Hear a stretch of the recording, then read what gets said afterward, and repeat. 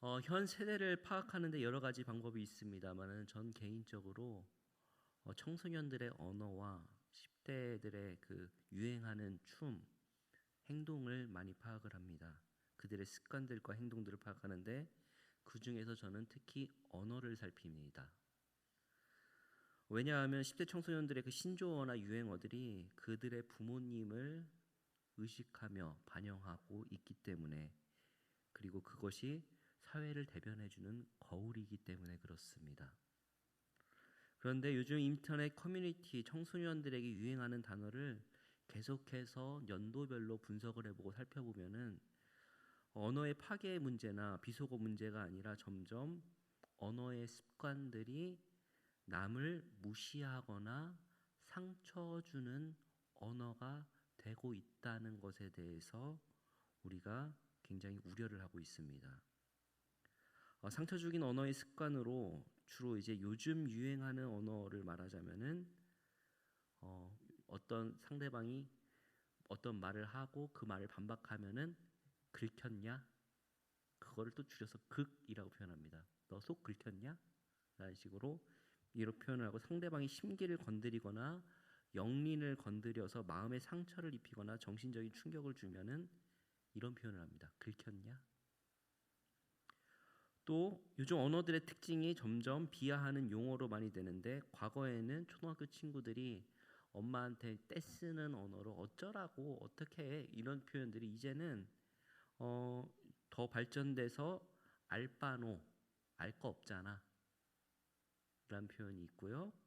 또 누가 너 그렇게 행동하라고 칼 들고 협박했니? 하면서 누카렵이라는 단어를 씁니다. 그러니까 요즘 신조어들이 계속해서 타인을 혐오하고 자기 자신은 괜찮다고 하는 표현들이 현 시대에 요즘 젊은 세대들이 쓰고 있는 표현들이라는 것입니다. 언어는 존재의 집이라고 하는데 바로 이런 언어들이 자신을 나타내고 있습니다. 이러한 언어 습관들이 요즘 풍조를 분석하여 보기를 열등감이 높은 세대, 자존감은 낮고 자존심만 높은 세대이기 때문에 그렇다고 합니다. 특히 기술의 발전으로 스마트폰 보급 이후로 이러한 영상 매체와 또 SNS라든지 개인의 인플루언스 행복들이 발달로 사진과 영상을 통해서 타인과 자신을 계속해서 비교하면서 행복을 저울질하게 됩니다. 그 속에 빠진 사람들은 가짜 행복을 권하는 사회 속에서 물질주의 행복론을 소비하며 참된 기쁨을 누리지 못하며 계속해서 열등감을 느끼고 타인과 자신을 비교할 때 혐오와 허무감 시대 속에서 살아가는 것이 요즘 현 세태라고 할 수 있겠습니다.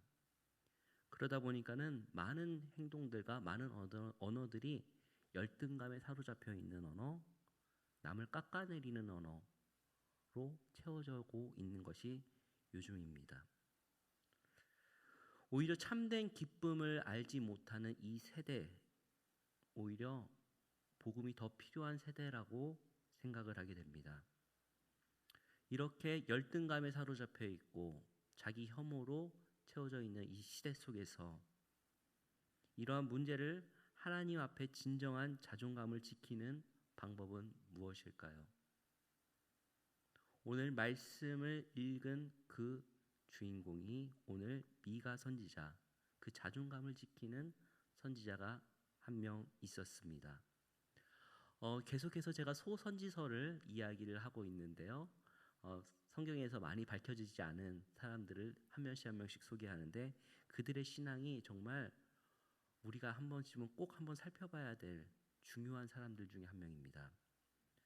미가 선지자는 주전 8세기 남유다에서 활동했던 예언자입니다. 제가 언제나 말씀드렸다시피 예언자들은 그 이름의 뜻을 보면은 그들의 행동이나 그들의 삶을 볼 수가 있습니다. 미가라는 이름의 뜻은 누가 여호와와 같은가라는 신앙 고백의 이름을 가지고 있고, 그의 출신은 예루살렘으로부터 한 40km 정도 떨어져 있는 모레넷이라는 작은 그 시골 마을 출신입니다. 다른 예언자와 달리 그는 아버지의 이름도 적혀 있지 않고 그리고 농민 출신이 아니었는가라고 하면서 아마 가난한 예언자였을 것이다라고 추정이 됩니다. 근데 이 우리가 읽은 미가서의 특징은 유대아에 대한 심판과 말씀과 심판의 말씀과 구원의 말씀이 번갈아 가면서 나오게 되는데 오늘 우리가 함께 읽은 말씀은 심판 말씀에 해당이 됩니다. 현재 미가는 자신이 가진 상황이 현재 재앙과 같다라고 표현합니다. 왜냐하면은 이스라엘의 경건한 자를 더 이상 찾아볼 수가 없고 세상에는 온통 악한 사람으로 가득 차 있기 때문에 그렇습니다. 우리 오늘 1절 2절 함께 한번 보도록 하겠습니다. 함께 읽겠습니다. 재앙이로다 나여 나는 여름 과일을 딴 후와 포도를 거둔 후 같아서 먹을 포도송이가 없으며 내 마음에 사모하는 처음 익은 무화과가 없도다. 경건한 자가 세상에서 끊어졌고 정직한 자가 사람들 가운데 없다. 우리가 다 피를 흘리려고 매복하며 각기 그물로 형제를 잡으려 하고. 아멘.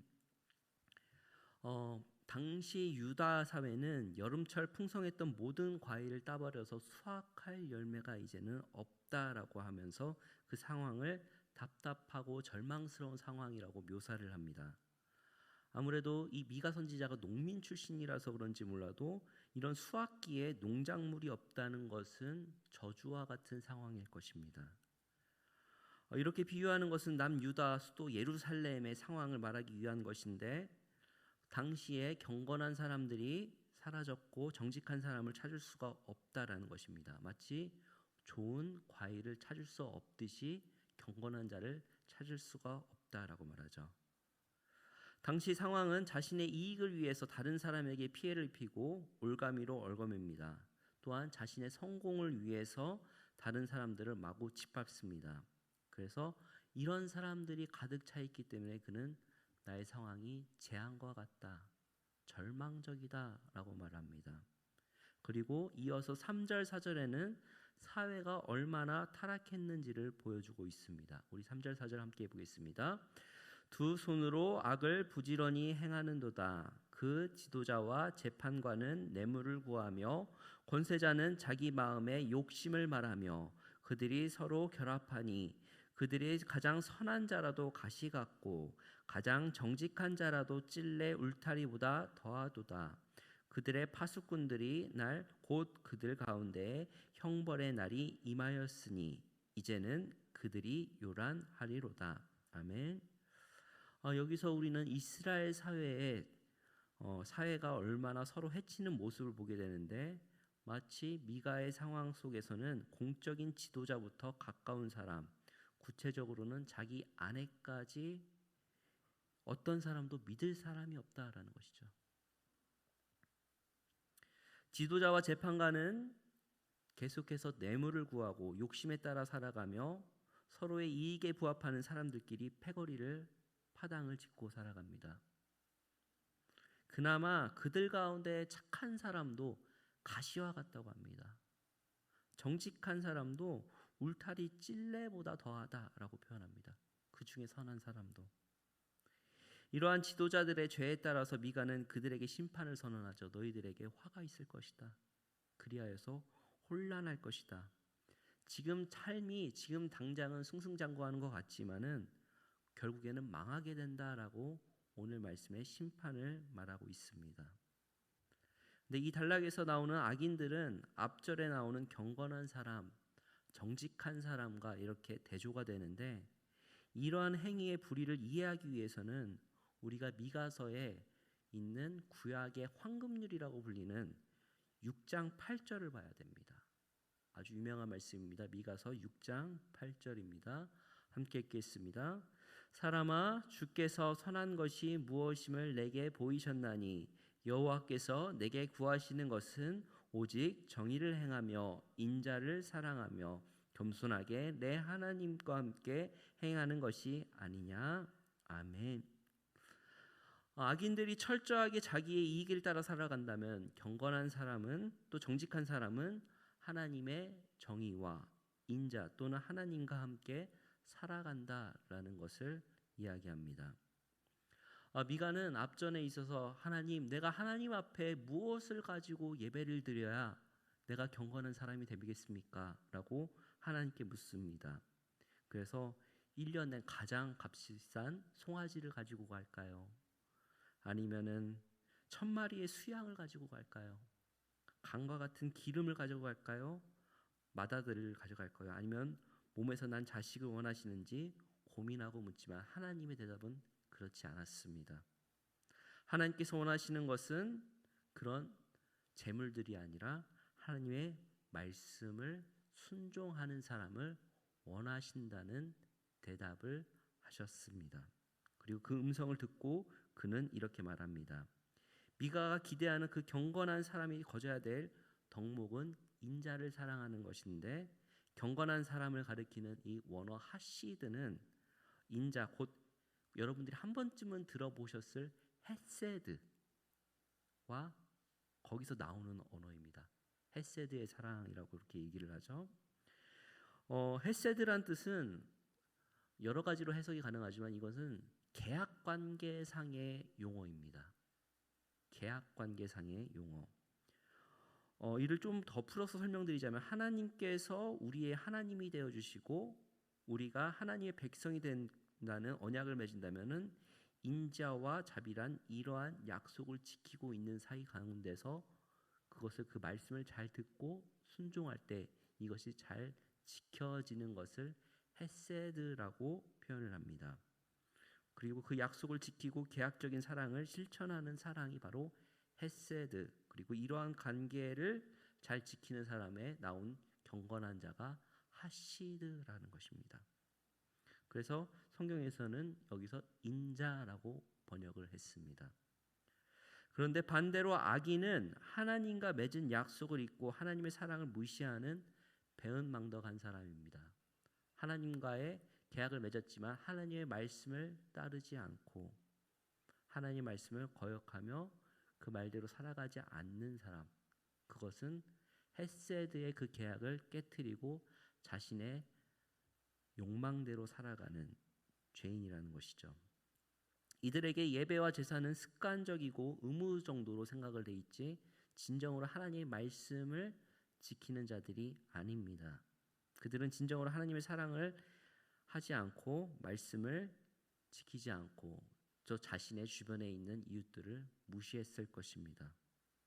그렇기 때문에 이러한 공적인 사회의 타락이 있기 때문에 결과적으로는 그 영향이 개인과 가정에게까지 이어지게 됩니다. 구체적인 삶이 그렇게 표현되고 있습니다. 5절과 6절입니다. 함께 읽겠습니다. 너희는 이웃을 믿지 말며 친구를 의지하지 말며 내 품에 누운 여인에게라도 내 입의 문을 지킬지어다. 아들이 아버지를 멸시하며 딸이 어머니를 대적하며 며느리가 시어머니를 대적하리니 사람의 원수가 곧 자기 집안 사람이로다. 아멘. 믿을 수 없는 사회. 나의 친구도 믿지 못하며 심지어 나랑 가장 가까운 아내도 믿지 못한다라고 합니다. 이런 불행한 현실을 말하고 있는데 더 나아가서 6절에 따르면 아들이 아버지를 무시하고 딸이 어머니에게, 며느리는 시어머니에게 맞서게 됩니다. 곧 사람의 가족이 그 사람의 원수가 됩니다. 이처럼 미가 당시에 공직자 윤리가 무너졌을 뿐만 아니라 이스라엘 사회의 기초를 이루는 가정이 붕괴되어가는 현실을 볼 수가 있습니다. 국가와 가정 모두 힘든 상황입니다. 가정이 흔들리면은 우주가 흔들린다라는 표현이 있습니다. 아마 공감하시리라 생각됩니다. 그런데 이런 말씀을 볼 때 우리가 단지 이 이야기가 2800년 전의 상황만을 나타내는 것이 아니라고 생각합니다. 오늘날에도 동일하게 유사한 이야기들이 얼마나 우리 주변에 보도되고 있습니까? 하나님을 두려워하지 않고 자신을 믿고 살아가는 사람들은 결국에는 결과가 파괴가 되고 죄악만이 남습니다. 죄의 본질은 깨어지게 하고 비방하고 욕망 가운데 결국엔 그의 인생이 패망하게 되어 있죠. 하나님을 주인으로 삼지 않는 인생은 결국에는 이렇게 무너지는 현실을 보게 됩니다. 그렇기 때문에 예수 그리스도께서는 하나님보다 그 어떤 것도 그 위에 두지 말라고 말씀하셨고 힘과 부를 포기하고 오히려 겸손과 섬김을 강조하셨습니다. 이러한 세상 속에서 한숨만 쉬고 살아가는 사람들이 있습니다. 바로 경건한 사람, 의인들입니다. 의인이 모두 사라진 시대 속에서 한탄하고 좌절하며 탄식하며 살아가는 사람들이 바로 경건한 자들입니다. 그런데 현 시대에서 하나님을 믿는 많은 사람들이 이 신앙을 지켜나간다는 것은 매우 어렵습니다. 세상은 이러한 지경인데 정말 하나님이 계신가 따지기도 합니다. 나 혼자 이렇게 잘 살아서 나 혼자 이렇게 바르게 산다고 이 세상이 과연 바뀔까라고 그렇게 생각을 해보기도 합니다. 암울했던 시대 예레미야 역시 이렇게 어두운 세상 속에서 악한 자의 오히려 형통함이 어떻게 된 것이냐고 하나님께 따집니다. 예레미야는 이렇게 묻죠.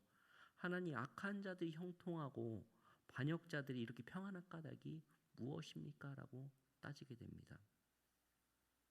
우리 삶 속에서도 이런 질문을 많이 하지 않습니까?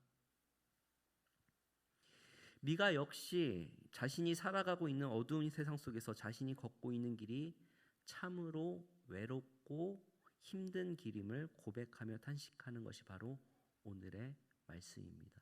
나의 삶이 재앙과 같다. 이스라엘의 의인이 끊겼다. 그러나 그의 선택은 어떻게 했습니까? 남을 비방하기만 하고 끝났습니까? 과연 정말 신앙의 자존감을 지키는 그 언어란 무엇일까요? 이 미가는 이렇게 절망적인 상황 속에서 나는 오직 하나님만을 믿으며 살겠다고 결심합니다. 오늘 본문 7절입니다. 함께 읽겠습니다. 오직 나는 여호와를 우러러보며 나의 구원하시는 하나님을 바라보나니 나의 하나님이 나에게 귀를 기울이시리로다. 아멘. 아무리 모든 상황이 내 주변의 상황이 지옥 같을지라도 나는 여호와만을 바라보겠습니다. 이 고백은 이 미가의 정말 자신의 신앙을 지키려고 정말 노력해서 나온 이 고백인데 여기서 나오는 이 오직이라는 표현은 그 다른 성경에서는 그러나라는 밭이라는 표현으로도 번역이 됩니다. 우리말 성경이나 공동 성경에는 그러나 나는 여호와 앞에 서겠습니다라는 표현으로 이렇게 번역을 하기도 합니다. 하나님만 바라보며 살겠다는 자신만의 독자적인 믿음의 길 그리고 그 언어를 고백하게 됩니다. 하나님을 바라나니라는 것은 하나님을 기다리다라는 표현으로도 번역이 가능합니다. 비록 자신을 둘러싼 현실은 비참하지만 난 오직 하나님의 구원을 기다리고 인내하며 살아가겠다라는 표현이 오늘 말씀입니다.